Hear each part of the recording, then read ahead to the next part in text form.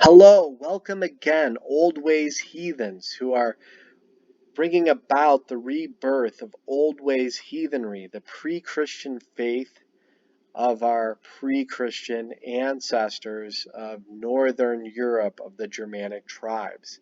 Al-Tadu means old ways or old customs.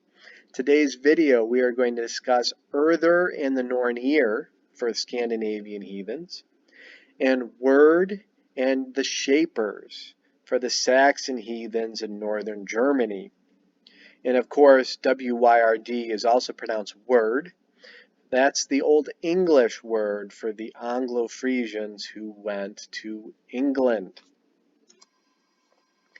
So let's discuss the words themselves. So Urthr is our Old Norse word. And I've always been very shocked that modern Asatru always prefers the Old English, despite the fact that it's really the Scandinavian faith. Old English heathenry is also often called Fern Sidhu. Some call it Dadish belief, and Old Scandinavian heathenry is often called Asatru. Old Saxon heathenry is often called Ald Sidhu. But Urthr and the Nornir is Old Norse. Wyrd, spelled W-Y-R-D, is Old English, and word, spelled U-U-R-D, two U's is a double U, is the Old Saxon word. Now I'm going to cover the Scandinavian first, the Scandinavian understanding. The three Norns represent the past, Urthr, that which was, the present, Verthandi, and the future, Skjold. And past, present, future, they are all feminine beings. Now, as I said, we're going to start with the Scandinavian understanding of Urthr and the Nornir, and it's mainly a 13th century understanding. I'm going to explain this a little more because the Old Saxon writings are 9th century writings, and some of the Old English writings go back even further, the writings in England, as opposed to the ones in northern Germany, Old Saxony. They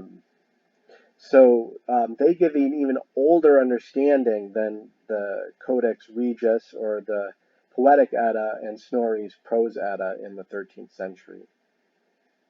But in the 13th century, we do have the Eddaic writings, and in them, the three Norns represent, as I said, the past, the present, and the future. The three Nornir sit at the well of Urthr, which is also the well of fate. They draw water from the well, and they take clay and they pour it over the roots of Yggdrasil, the world tree, so that it doesn't wither. And there's a beautiful lake there with two white swans, if you read the Eddaic stories.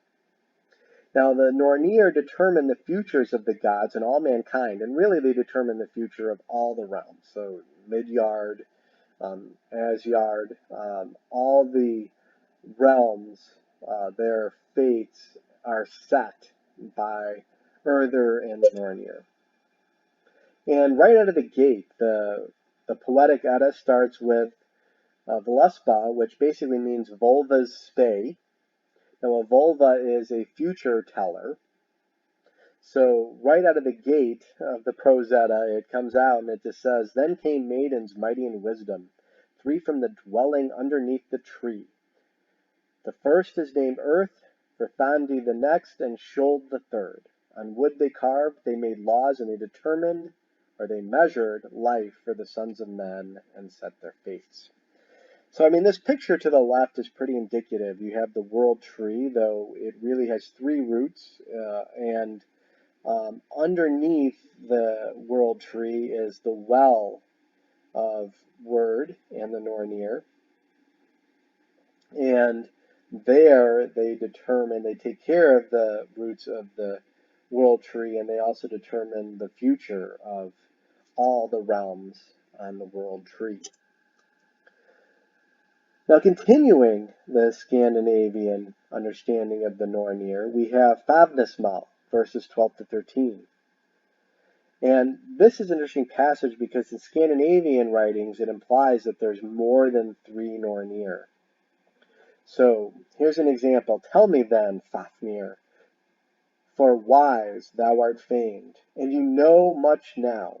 Who are the Nornir who are helpful in need? and the babe from the mother bring. Fafnir spake, of many births the Nornir must be, nor one in race they were, some to gods, others to elves or kin, and to Davelin's daughters the dwarfs come. So, in this passage we see that the Nornir are there, they bring babies from moms, and they are there for many births. And it shows that there are more than three. Some passages in the Norse writing show that there are more than three. And we have another poetic poem here that shows that the Nornir visited each newly born child to allot his or her future, implying that their fates were set in stone. Here's another poetic Edda passage. "'Twas night in the dwelling, and Nornir came there, who shaped the life of the lofty one. They bade him most famed of fighters, and all best of the princes ever to be. Mightily they wove the web of fate, while Bralin's towns were trembling all, and there the golden threads they wove. And in the moon's hall fast they made them, east and west the ends they hid. In the middle the hero should have his land, and Neri's kinswoman northward cast a chain, and bade it firm ever to be." And the Nornir also are blamed in Scandinavian lore for the bad misfortunes that people have. So here's an example from Riansmal. "And Vari am I, and Oin my father, in many a fall have I fared, and evil Norn in olden days doomed me in waters to dwell." So when misfortune happens in Scandinavian Germanic thought, it was foretold, it was fated. And again, the Prose Edda states that the fates in the Nornir determine the length of men's lives. Here's another passage. "A hall stands there, fair, under the ash by the well, and out of that hall come three maids who are called Urthr, Verthandi, and Skjold. These maids determine the period of men's lives. We call them Norns. But there are many Norns, those who come to each child that is born to appoint his life, or to measure his life." So again, the Nornir are measuring lives, and they are present at the birth of children. And why did Scandinavians go to vulvas so often? You know, the Saga of Eric the Red is the most famous example of a vulva. And let's look at the passage, chapter 4. "A woman named Thorbjorg was in the settlement. She was a vulva, and called the little vulva. She had 9 sisters, all of whom were vulvas. She was the only one still living. It was Thorberg's custom to go to the feasts in the winter, and people invited her to their home, all who wanted foreknowledge of their fate." So the people felt that their lives were fated, and they had to go to the vulvas to understand their future fate. In Norn Gestasthur 11, Gestur tells King Olaf that when he was born, Volver, or vulvas, were traveling around the country and prophesying men's fates. In Ynglinga Saga, chapter 7, we see that Woden practiced Saith, which is a craft that allowed Woden to learn men's fates and the future. Now, the Norse word Saith, so Saith is our Norse word, S-E-I-T-H, the Old Saxon equivalent is sooth. These words mean thread. So often people want to translate the word sooth as truthfully, but it means thread. And the word saith also means thread. And to say threadingly is to say verily, like it's going to happen for sure, because that's what the spinning threads have shown, that which is to be true, that which reality is. Threads are turned. The word yawand, the word wand means turning, and a magic wand, which I'm going to come to shortly, is the tool of the spinners, the Nornir, who are spinning and shaping lives. So in Old Saxon, the word sooth is where our word soothsayer comes from. So we have a soothsayo and weresayo, those who tell the truth, those who speak the truth of one's future.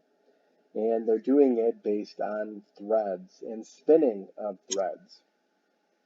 So let's get into the Old Saxon understanding, because in Norse you have the Nornir, in Old Saxon writings you have Yeshapu. Now it's spelled Giscapou, but it's pronounced Yeshapu, and that means to shape, Shapu. And this Old Saxon understanding is written, the Old Saxon poems, there's 21 of them, were written in the early 8th century. And the most famous one, the Heliand, which is almost 3 times the length of Beowulf. This was written around 830 AD, and this is 400 years older than Snorri's Prose Edda and the Codex Regius, which is the Poetic Edda. So these understandings are older, and because of that, a lot of scholars look to this because it's an older understanding and probably even a more heathen understanding, because these writings are 400 years older. When the Eddas were written down, most of the Scandinavian world had been Christian for 200 years by the time they were written down. And when I say scholars write about it, I mean we do have Old Saxon scholars. I'm talking of the Old Saxon language, not Old English. I'm talking about the Old Saxons in Saxony, not the Anglo-Frisians, the English who went to England and spoke Old English. But in Old Saxon writings, we have a book out that's Prisca Augustine, excellent scholar. She's written a book called The Semiotics of Fate, Death, and the Soul in Germanic Culture, the Christianization of Old Saxon. So, I read Old Saxon daily. I'm fluent in it. I am not very good at reading the old Scandinavian tongues. My mom and dad's family live in Germany today, in the north. My last name is a North German or Old Saxon surname. It's Sas is the Old Saxon word that means Saxon. This is my ancestral background. And, the Scandinavian languages are different words, Hemingya and Filya, and I'm probably not pronouncing it well because I'm not a student of the Scandinavian languages, though I've studied them a little. But I really know Old Saxon, and the word soul is an Old Saxon word. It's also found in Old English. It is not a Scandinavian word. They had different words for other parts of our spirit or our soul. But Old Saxon had the word siola, which we translate as soul.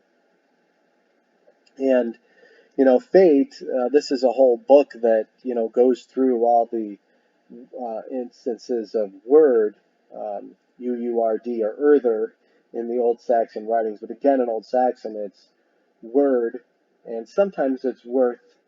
The D is a TH, but most of the time it's Wyrd. And I've two written books. My books are for free at academia.edu, so you can go check them out and download them in PDF form for free. Well, let's get into some of the early 9th century Old Saxon poetry, especially the Old Saxon Heliand. I'm going to quote that a lot. But when prophesying the birth of John the Baptist, we have this gospel called the Heliand.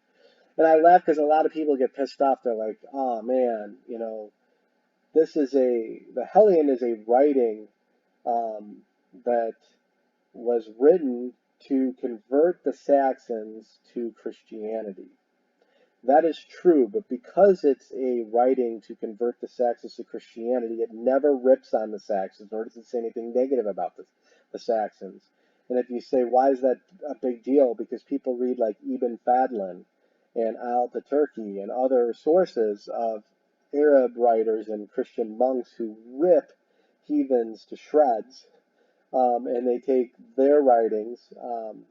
We do the same thing with Old Saxon poetry. We have to read them with good intellectual criticism and critical thinking and sift out Christian bias. But to be blunt, Wyrd and the Shapers occur in the Old Saxon Gospel. more than the Virgin Mary does. Um, and it's not, the race is not close. Wyrd and the Shapers occur considerably more. I would say about 10 times as much as the Virgin Mary occurs in the Gospel, which is saying something. It's saying a lot. We have several dozen mentions of Wyrd and the Shapers in the Gospel, and hence this is why we have scholars writing about it, because it's 400 years older than the writings of Urthr and the Nornir. And for example, in every birth, like the birth of John the Baptist and Christ, you have Urthr and the Shapers bringing it about. It's not the power of God alone. As a matter of fact, it's the opposite. So, for example, with the birth of John the Baptist, we have this passage. It says he should never drink in his lifetime apple cider or wine. In this world, as his word shapers or the measurer has determined, as well as God's mind.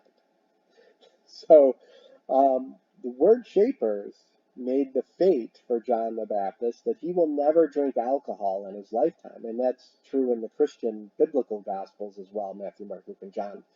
But, you know, the Old Saxon preferred drink was apple cider. West Haling is an Old Saxon and Old English. You don't see West Haling in Scandinavian, because, the Scandinavians drink more mead and ale, and the Saxons in Saxony drank more apple cider, fruit wines, and ale. Doesn't mean that the Saxons didn't know wine or mead and didn't appreciate it, but that's, Christ turns wine into apple cider in the Saxon poetry. He doesn't turn it into mead. It's Mead is not mentioned anywhere in Old Saxon poetry, but I'm sure the Saxons knew what it was. Their preferred drinks were wine and ciders made from apples and other fruits. But nonetheless, the word shapers determine and the measurer determine, which, the measurer, the word is metode, and that's often a word that is associated with word yeshepu in Old Saxon poetry. Word yeshepu means word shapers, and they are given the task of measuring the threads, the sooth that they spin, and each person's life is measured and determined and fated right out of the gate. And we see over 36 passages of this. And the word spin means to turn. So ye wand is the verb, or wand by itself is the noun. Now, our magic wand comes from the idea of spinning and distaff, and I'm going to get to that shortly, because magic in heathen thought, though, we don't have the word in Germanic languages called magic. That's more of a modern word. But wand and sooth are like magical concepts, for lack of a better phrase, because it's using spinning and spinning of threads to determine the future. And of course, there was ways of using the runes to do that as well. But it's clear that Wyrd and the Shapers do spin the thread in Saxon folklore, just like they do Norse folklore. So, for example, in this passage, a crowd of people stand around God's Son, and they listen to him full of cheer about the world's fate or the world's turning. And so often Christ in the Old Saxon poetry is called a warseo, or a truthsayer, or a soothsayer. Um, and he is acting as a heathen, not as a Christian. And he's talking about the world's turning, and that's not because the earth spins, it's because in the heathen mind, thread is spinning. And the future is about thread and spinning thread. Soothsayo, turning, spinning thread. The Old Norse equivalent would be saith. And here's an example. So why in Norse mythology do we mainly have vulvas and men practicing the art of spe or saith, considered anathema or taboo in their culture, because women often were spinning thread. So the magic wand actually comes from the distaff. Yes, the spindle turns and spins, but the wand as well is holding the thread. And the idea of a magic wand comes from the wand because it's the wand that's holding the distaff. The spindle spins, yes, but it is the wand that's holding the distaff. And the word Yawan means to spin or to turn. Now, there's lots of examples of Wyrd and Yeshepu, several dozen occurrences, over 3 dozen occurrences. But, in this passage, the wife had to wait upon Wyrd's shapers for the prophetic birth announcement of her child. And, the word shapers, if I were to read this whole passage, which I'm not, but John comes into the people's light because the word shapers bring it about and they're present. And, the people were amazed that under such an old age of two people were ridiculously old and they gave birth to a child. Without Wyrd and the shapers, it could not have come about. So again, Yeshepu is our verb or the noun for shapers. And, the word shapers determine the future because they're spinning the threads. And Wyrd brings about the death of evil people as well. For example, Herod. So Herod is trying to kill the Christ child. So he appears in a dream to Joseph and he says, Yosef and Miriam, take the child. Miriam is Mary. The Gentilization of the Bible. Miriam becomes Mary and Yosef becomes Joseph. But nonetheless, they are ordered by a dream to flee because Herod's trying to kill them, so they flee to Egypt. And then we have this passage in the Saxon Gospel that says, there God's peace child lived safely until Wyrd destroyed Herod the king, which means Wyrd took his life. So Wyrd again takes the life of all people and determines the length. And we have the word Orle. Now, it's spelled O-R-L-A-G, but the G is pronounced like a Y. In the modern Dutch language, for example, Oorlog is your word for war. But it also is an Orle because, war determines a lot of things, which is one of the reasons why war is given that title. But one's Orle is one's laying of the thread or the laying of the runes. And fateful hour in Old Saxon, the word is Orle Wila, which means fateful time or time of your death. So in Old Saxon, the time of your death is your Orle Wila. And this is the time when all men and women die. Now I read this passage because, as I said before, the Old Scandinavian languages, I'm not well versed in them. I'm really fluent in Old Saxon, but Old Saxon is the word soul, and it also, it does not follow the Scandinavian where it has hemingya and filya and other words. But, if you die a good person, you're taken to the meadow in Saxon mythology, which is like the Folkvanger or the people's meadow of Freya in Scandinavian folklore. The Saxons did not have a Valhalla, and they didn't have Valkyries in Old Saxon texts. Instead, Wyrd takes the souls of the good people to the meadow, the green meadow, in the halls of Asgard. Believe it or not, it's in Asgard. And those that do not live honorably go down to hell, which is a Germanic word for hall, and it is dark. And evil wights take the souls. The soul is immortal in Saxon thought. So the body dies. It's pronounced like, L-I-K. The like dies, the body dies. But the Siola, or the soul, lives on. And it's either taken by Wyrd and the Shapers to the Folkvanger, or the People's Meadow in Asgard, or the evil wights take the souls of the unworthy to the Helea, or hell, which means hall. And more examples of Wyrd and the Shapers. In Scandinavian mythology, we have Ragnarok, and in Saxon and Frankish mythology, we have Mudspell. Now, there's even an old Frankish poem called Muspelli, And this is without doubt south of Denmark, what the end of the world was called. So in all the Germanic tribes south of Denmark, they called the end Muspel. And it's in Old Saxon and Old Frankish in particular writings. And so if I read this passage, so likewise as the good man until Muspel's might comes, the end of this world, then all his fields will each ripen in his Reich or in his empire. Then over man the sons of man will carry out the ruling shaper's fate. So the word here is Regan Yeshepu, Regan, and then the word Yeshepu. So often the shapers are called the ruling shapers. I mean, they are the ones that rule over when we're born, when we die. You know, the gods and goddesses, the Aesir, are subject. They can't escape their fate. You know, they couldn't prevent Baldur's death from happening. They can't prevent Ragnarok from happening.